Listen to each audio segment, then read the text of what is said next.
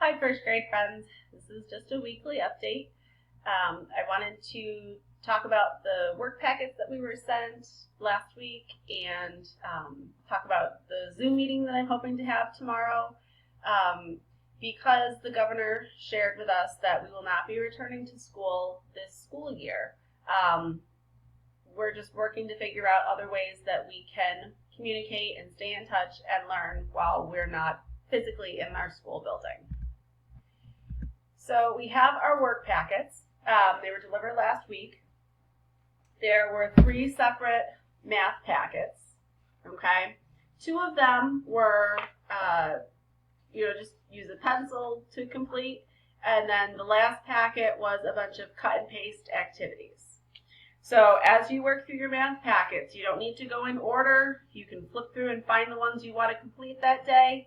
And then when you're done, take a picture, or if you plan on sending the work packets into school on Monday, Wednesday, or Friday during the hours of 10 to 12, you can do that as well. The other piece that you received, some of you received ELA packets that have pencil work and cut and paste, and then some of you received our Unit 3 and Unit 4 workbooks.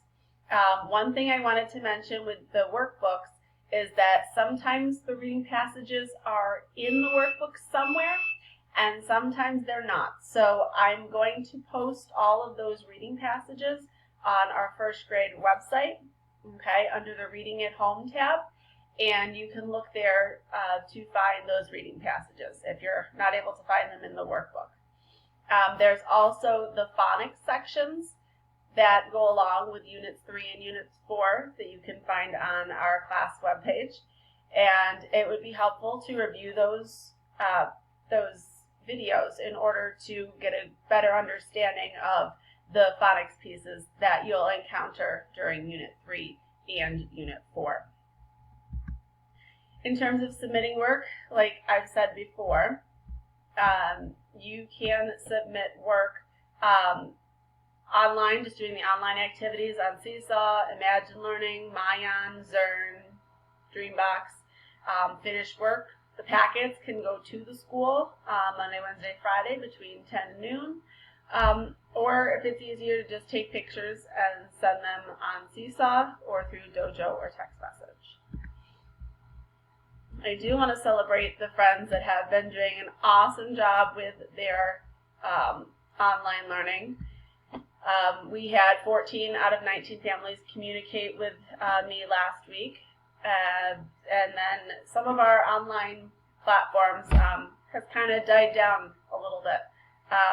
So, you're going to do what works best for your family.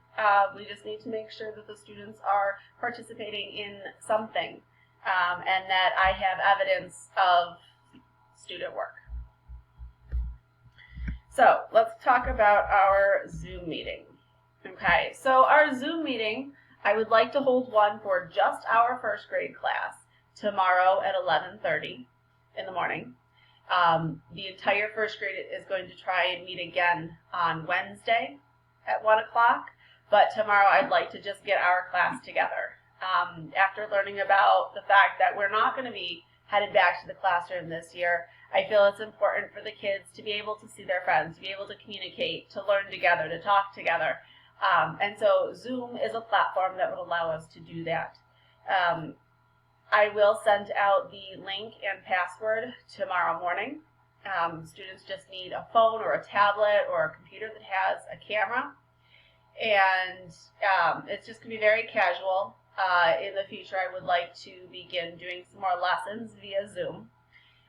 But right now, I'm just trying to, find a good time that's going to work for a majority of students.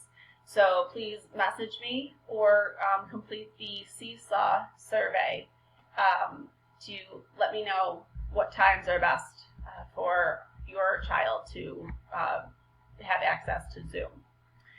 And as always, remember, take it one day at a time, do what works for your family, and reach out to teachers and the school for help. Have a great day. Hope to see you tomorrow on Zoom.